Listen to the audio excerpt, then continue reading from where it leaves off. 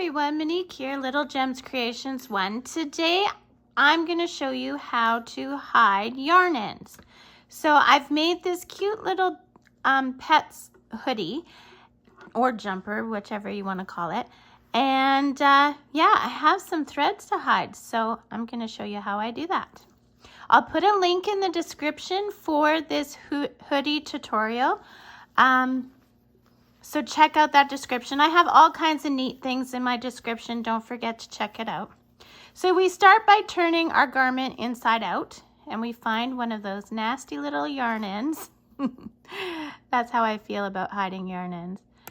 And you thread your needle. Now, I use a crafting needle. The reason I use a crafting needle and not a yarn needle is because the point is it has a pointy tip, whereas yarn needles usually have a blunt tip. So I prefer this because I find it easier to get through the yarn. That's just my preference. You do what works well for you. So I'm going to start by threading the yarn, then I'm going to go through a few stitches. Okay, here we go. And I always hold where my yarn is gone through so I don't distort my stitches, okay? So there we go. So now see how my working yarn is coming out here? I'm going to go a bit behind it and then a bit past.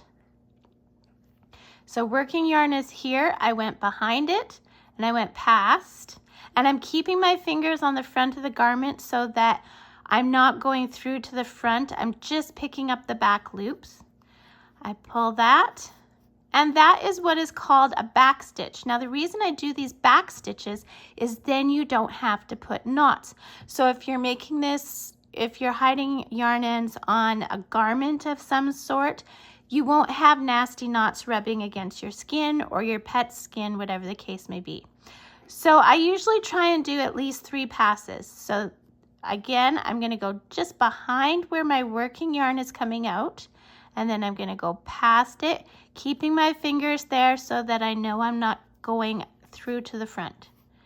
And I pull that, and then one more time, a bit behind, and then a bit past. Pull it out, snip.